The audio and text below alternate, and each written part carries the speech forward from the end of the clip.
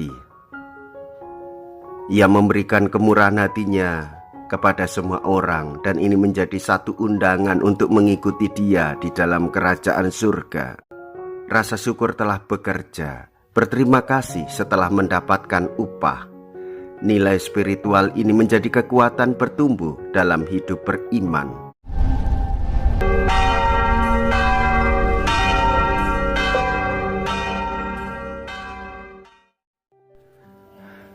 Saudara-saudariku yang terkasih, hari ini Rabu 23 Agustus 2023. Saya Romo Siga dari Paroki Santo Yusuf, Surabaya. Dalam nama Bapa dan Putra dan Roh Kudus, amin.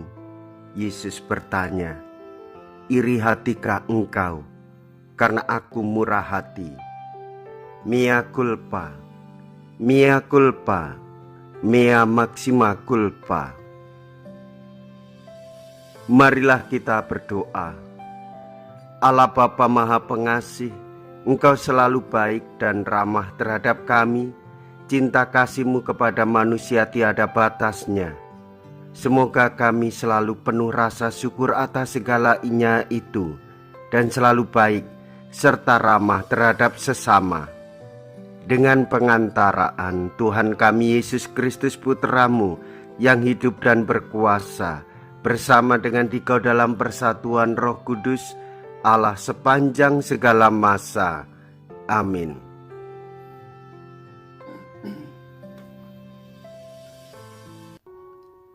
Tuhan bersamamu dan bersama rohmu.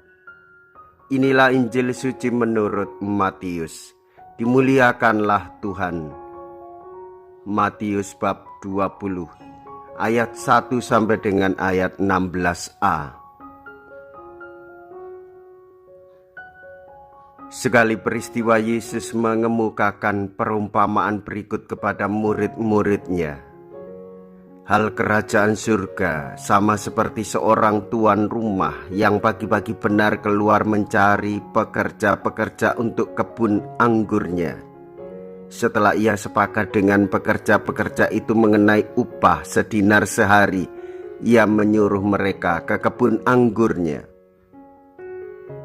Kira-kira pukul 9 pagi ia keluar pula dan dilihatnya ada lagi orang-orang lain menganggur di pasar. Katanya kepada mereka, pergi jugalah kamu ke kebun anggurku, dan apa yang pantas akan kuberikan kepadamu. Dan mereka pun pergi. Kira-kira pukul 12 dan pukul 3 petang ia keluar pula dan melakukan sama seperti tadi. Kira-kira pukul 5 petang ia keluar lagi dan mendapat orang-orang lain pula. Lalu katanya kepada mereka, mengapa kamu menganggur saja di sini sepanjang hari?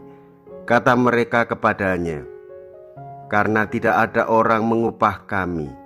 Katanya kepada mereka, pergi jugalah kamu ke kebun anggurku.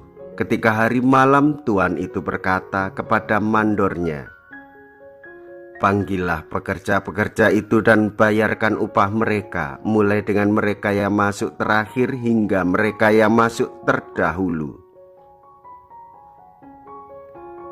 Maka datanglah mereka yang mulai bekerja kira-kira pukul 5, dan mereka menerima masing-masing 1 dinar.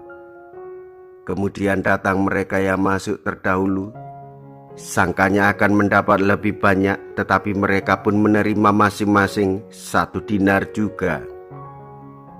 Ketika mereka menerimanya, mereka bersungut-sungut kepada tuan itu, katanya, mereka yang masuk terakhir ini hanya bekerja 1 jam, dan engkau menyamakan mereka dengan kami yang sehari suntuk bekerja berat dan menanggung panas terik matahari. Tetapi tuan itu menjawab seorang dari mereka, saudara, aku tidak berlaku tidak adil terhadap engkau. Bukankah kita telah sepakat sedinar sehari?